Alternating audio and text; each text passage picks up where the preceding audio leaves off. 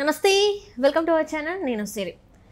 ఏపీలో అయితే జగన్మోహన్ రెడ్డి గారు ఓడిపోయిన తర్వాత జగన్మోహన్ రెడ్డి గారి ముందు రెండు ఆప్షన్స్ మాత్రమే ఉన్నాయి. మరి ఏది ఎంచుకుంటారు, మరి ఏది ఎంచుకున్నా కూడా మరి జైలు గ్యారంటీ అంటారా? సో ఈ అంశాన్ని మనకి వివరించడానికి మనతో పాటు ఉన్నారు ప్రముఖ సీనియర్ జర్నలిస్ట్ జగదేవ్ గారు. నమస్కారం సార్. నమస్కారం సార్, ఇప్పుడు ఏపీలో అయితే జగన్మోహన్ రెడ్డి గారు ఓడిపోయారు. ఓడిపోయిన తర్వాత జగన్మోహన్ రెడ్డి గారి ముందు రెండు ఆప్షన్స్ ఉన్నాయి. మరి ఎవరితో కలవాలి ఏంటి అనేది, ఒకవేళ ఎవరిని ఒక్కరిని ఎంచుకున్నా కూడా మరి జైలు గ్యారంటీ అని చెప్పేసి కూడా మరి వార్తలు వస్తున్నాయి. ఇందులో ఎంతవరకు వాస్తవం ఉందంటారు? ఇది నిన్నటి నుంచి కూడా బాగా హల్చల్ అవుతుంది ఈ వార్త. ఎట్లా అంటే జగన్మోహన్ రెడ్డి గారికి సోనియా గాంధీ ఫోన్ చేశారని, అవును, దానికి ఈయన సున్నితంగా తిరస్కరించారని ఇలాంటి వార్తలు అయితే వినిపించాయి. నాకు తెలిసి సోనియా గాంధీ గారు చేశారనే పబ్లిసిటీ ఎవరు చేశారో తెలియదు, కానీ మేబీ వాళ్ళ తరపు వాళ్ళు జగన్ని హైప్ క్రియేట్ చేయడం కోసం చేసి ఉండొచ్చు, లేదా గాలి వార్తలుగా వచ్చిన వార్త అయినా అయి ఉండొచ్చు. ఎందుకు సోనియా గాంధీ గారు చేసే అవకాశం ఉండదు అని అంటున్నానంటే, ఒకటి ఆవిడ అక్కడున్నా కూడా ఏఐసీసీ అధ్యక్షుడిగా ఖర్గే ఉన్నారు, తర్వాత క్రియాశీలకంగా వ్యవహరించేది రాహుల్ ఉన్నారు. వీళ్ళలో ఎవరో ఫోన్ చేయాలి. డైరెక్ట్గా సోనియా గాంధీ చేస్తారనేది అనుకోవడం నాకైతే అంత నమ్మశక్యంగా కావట్లేదు. రెండోది, ఒకవేళ ఆయనకి పిలిస్తే పార్టీలోకి ఆహ్వానిస్తారా? ఇండియా కూటమిలోకి ఆహ్వానించి మీరు కూడా మాతో జత కలవండి అని కలుపుకుపోతారా?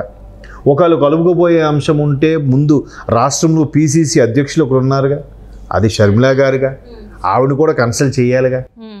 షర్మిలా గారి వల్ల ఈరోజు పార్టీ మరలా నోటా కన్నా బెటర్గా వచ్చిన పరిస్థితికి వచ్చింది కదా. అంటే బికాజ్ ఆఫ్ షర్మిలా గారే కదా. రాజశేఖర రెడ్డి బిడ్డగా ఆమెను రావడం, కొంత పాత మంది వీళ్ళు కలుపుకోవడంతో కొంత బెటర్ అయిందనేది ఒక అభిప్రాయం. అయితే కానీ కాంగ్రెస్కి వైఎస్ఆర్ వల్ల జరిగిన డ్యామేజ్ కూడా చాలా ఎక్కువ ఉంది కదా. ఎంత ఎక్కువ ఉందంటే, మొదటిది ఏదైతే విభజన జరిగిన తర్వాత ఆంధ్రప్రదేశ్ పూర్తిగా కాంగ్రెస్లో భూస్థాపితం అయిపోయే పరిస్థితికి వచ్చింది. అసలు ఇంకా కాంగ్రెస్లో లీడర్ అంటూనే ఎవరూ లేరు. మరి వీళ్ళందరూ ఏమయ్యారయ్యా? అందరూ వైసీపీలోకి, టీడీపీలోకి వెళ్ళారు. చాలా తక్కువ పర్సెంటేజ్ బీజేపీలోకి వెళ్ళారు కదా. వైసీపీలో ఉన్న వాళ్ళందరూ ఎవరు? ఆల్మోస్ట్ కాంగ్రెస్ లీడర్లు కూడా ఉన్నారు. అంటే కాంగ్రెస్ లీడర్లు in the sense Rajasekhara Reddy గారి హయాంలో ఆయన ముఖ్యమంత్రిగా ఉన్నప్పుడు ఆయనతో పాటు కలిసి నడిచిన వ్యక్తులు వీళ్ళంతా ఉన్నారు. సో ఇప్పుడు దానివల్ల కాంగ్రెస్కి అంత డ్యామేజ్ అయింది. ఇప్పుడు వైఎస్ఆర్సీపీ నాయకుడు అంతగా ఇదయ్యి నేను తండ్రి లేని బిడ్డని, లేదంటే నాకు ఒక ఛాన్స్ ఇవ్వండి, నేను రకరకాలుగా వాటిని ప్రజలను మభ్యపెట్టు ఏదో చేసి 2019లో గవర్నమెంట్ స్థాపించారుగా. బికాజ్ ఆఫ్ అప్పుడు సర్లే ఈయన ఒక విధంగా కాంగ్రెస్ కేసులు బనాయించిందో ఇంకేం చేసిందో, సుమారుగా 16 నెలలో 18 నెలల్లో జైల్లో ఉన్నాడు కాబట్టి ఈ ఇబ్బందుల వల్ల సరే ఈయనకు ఒకసారి ఛాన్స్ ఇచ్చొద్దాం, ఎందుకంటే ఒక బిజినెస్ మ్యాన్, మంచి యువకుడు, మంచిగా చేస్తాడేమో అనుకున్నారు. ఆయన వచ్చిన నుంచి ఎంతసేపు సంక్షేమం ఇదే తప్ప వేరే వాటి మీద ఇంక దృష్టి పెట్టలేదు. కేడర్ను కూడా కలవడానికి ఎక్కడ ఇంపార్టెన్స్ ఇవ్వలేదు. నిన్న మనం చూడొచ్చు, మనం ధనంజయ రెడ్డి గారు, సజ్జల రామకృష్ణారెడ్డి వీళ్ళిద్దరి వల్లే పార్టీ ఓడిపోయిందని చెప్పేసి ఆ పార్టీ నాయకులే చెప్తున్నారు. ఎస్ చాలా, అంటే ఎవరు పర్మిషన్ ఇచ్చారు? సార్ బిజీ, కుదరదు సార్. గంటలు రూమ్ ముందు వెయిట్ చేసి ఉన్నామని చెప్పేసి చెక్కంపూడి రాజా కూడా ధనంజయ రెడ్డి మీద అసలు ఇంకా వీళ్ళు చేయబట్టే అంటే తను అసలు మామూలుగా చెప్పట్లేదు. అసలు అంటే ఎందుకు గ్రహించలేకపోయారు? ఈయన కూడా పోనీ పథకాలు ఇస్తున్నాము, ఇది ఎండ్ కస్టమర్కి, అంటే ఎవరైతే ఉన్నాడు ఓటరు వాడికి రీచ్ అవుతుందా లేదా, వాడు ఎంతవరకు సాటిస్ఫైగా ఉన్నాడు, దీంతోనే సాటిస్ఫైగా ఉన్నాడా, లేదంటే ఇంక వాడికి ఏమైనా ఉందా? మనిషి అన్నోడికి ఆశాజీవి కదా, ఏదో ఒకటి ఉంటుంది. అంటే మేము పథకాలు ఇచ్చేస్తే చాలు, ఇంకాడికి ఏం రేషను పథకం ఇచ్చాము, పెన్షన్ ఇచ్చాము, రేషన్ ఇచ్చి ఇంకడికి ఏం కావాలి, బతికేస్తాడులే అంటే సరిపోతుందా? మరి మిగతావి అవన్నిట్లో దృష్టిలో పెట్టుకొని కూడా ఏంటి ఒక సమీక్ష, ఒక సమావేశం, ఒక సడన్ విజిట్ వెళ్ళాలి కదా. వెళ్ళలేదు. తాడేపల్లి ప్యాలెస్ బయటకే వచ్చేవారు కదా. ఒకవేళ వచ్చినా ఆ చెట్లు కొట్టేసి బారికేడ్లు అడ్డగా పెట్టి ఈయన కాన్వా వెళ్ళేది. అసలు ఈ చెట్లు కొట్టే కాన్సెప్ట్ ఏందో నాకు ఇప్పటికీ అర్థం కాలేదు. ఎందువల్ల అంటారు? ఏంటో మరి ఆ చెట్టు చాటును ఎవడైనా దాడి చేస్తాడనో, లేదంటే పొరపాటున వెళ్తుంటే పెద్దగా ఏమా, ఎప్పుడైనా తప్పు చేస్తున్న వాళ్ళకి ఆ అభద్రత భావం ఎక్కువ ఉంటుంది, లేదా ప్రాణాల మీద భయం తెగింపు ఉండేవాడికి భయం ఉండదు. అంటే ఏదో తప్పు చేస్తేనే కదా అంత అభద్రతగా ఫీల్ అయ్యి మేబీ అయ్యుండొచ్చు. ఎందుకంటే చాలామంది చెప్పారు అదే చెట్లు కూడా కొట్టేస్తున్నారు అబ్బా, ఎందుకు అడ్డగా బారికేడ్ పెట్టారు కదా, చెట్లు కొట్టేయాలా అంటే ఆ చెట్ల పై నుంచి ఎవడో నేను అటాక్ చేస్తాడని భయమా, లేదా చెట్టు పై నుంచి రాళ్ళు ఇస్తాడని భయమా, ఎందుకు వీళ్ళంత దారుణం? దాని బదులు ఒకసారి చెక్ చేసుకుంటే సరిపోద్ది కదా, ఇంత కష్టం ఎందుకు? ఈజీగా ఇప్పుడు ఎలా ఇప్పుడు తిరుమల కొండ మీదకి వెళ్తారమ్మా, కొండ మీదకి వెళ్ళినప్పుడు అడవులు నరికేస్తారా మరి? అంటే అదే అనబోతున్నారు. కొండ మీదకి వెళ్ళినప్పుడు కూడా ముందు సీఎం గారు వచ్చే రోడ్డు ఏది ఉందో అదంతా చెక్ చేసుకుంటూనే వెళ్తారు ఎక్కడెక్కడ. మరి దారి పొడవునా కొండలు గుట్టలు లోయలు ఉంటాయి, మరి అవన్నీ కొట్టేస్తున్నారా?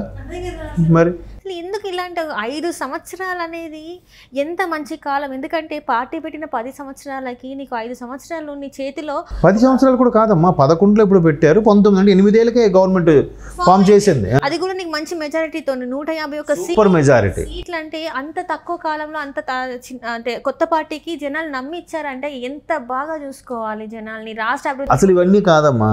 సీఎం రమేష్ గారు ఒక ఛానల్కి ఇచ్చిన ఇంటర్వ్యూలో ఆయన క్లియర్గా ఒక మాట చెప్పాడు, నిజంగా నాకు నచ్చింది, అందుకే మళ్ళీ చెప్తున్నాను.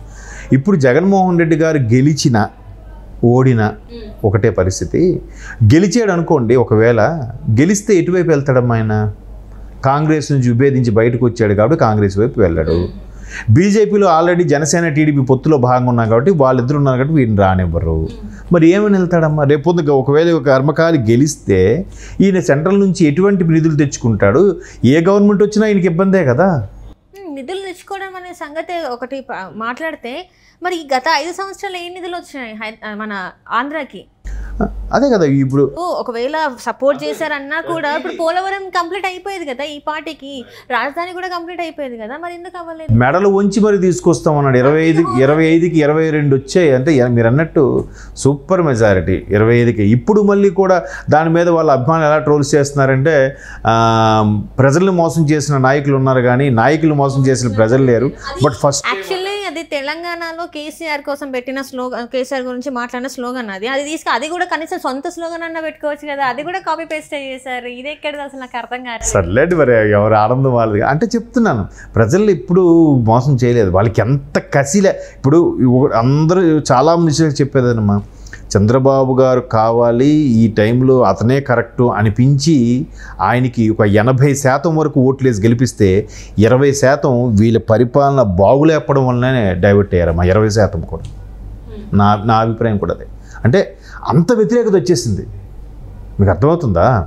ఇప్పుడు ఇద్దరు నిలబడ్డారు, ఎవరిని ఎంచుకోవాలి, ఇద్దరు మంచి వాళ్ళే అంటే కష్టం. క్లియర్ కట్టు, ఒరే ఈడు మంచోడు కాకపోగా చాలా దారుణాలు చేశాడు, అవినీతి చేశాడు అన్నప్పుడు క్లియర్ కట్ కదా. ఈడి వైపు ఉన్న 2-3 కూడా ఇటే వెళ్ళిపోయారు. అట్లాంటి మెజారిటీ వచ్చేసింది ఇప్పుడు టీడీపీకి. 164 అంటే మాటలమ్మ, 164 7 వీళ్ళు ఒక 21 తీసేస్తే ఎంత మెజారిటీ? 133 అంటే టీడీపీకి తక్కువ మెజారిటీ, ఓన్లీ టీడీపీ. మరి మిగతా బీజేపీ గెలుపుకి కారణం కూడా టీడీపీ జనసేనే కదా. మరి అంత ఎలా వచ్చింది? అందరూ 110 120 అన్నారు, ఎగ్జిట్ పోల్స్ కూడా 110 120 అన్నారు టీడీపీకి. అంత మెజారిటీ అంటే ఇక్కడ బాబు గారు రావాలని కోరికతో పాటు ఈ గవర్నమెంట్ పోవాలని కోరిక కూడా బలంగా ఉండడం వల్లే అంత మెజారిటీ వచ్చింది కదా. సో అట్లాంటి పరిస్థితులు ఇప్పుడు ఈయన ఉన్న 4 ఎంపీలతో కూడా ఎటువైపు వెళ్తాడు, ఏం చేస్తాడు, ఏం చేయగలడు? పోనీ లాస్ట్లో పోలింగ్ అయిన తర్వాత ఏ మంత్రి మాట్లాడలే, ఒక సజ్జల గారు తప్ప.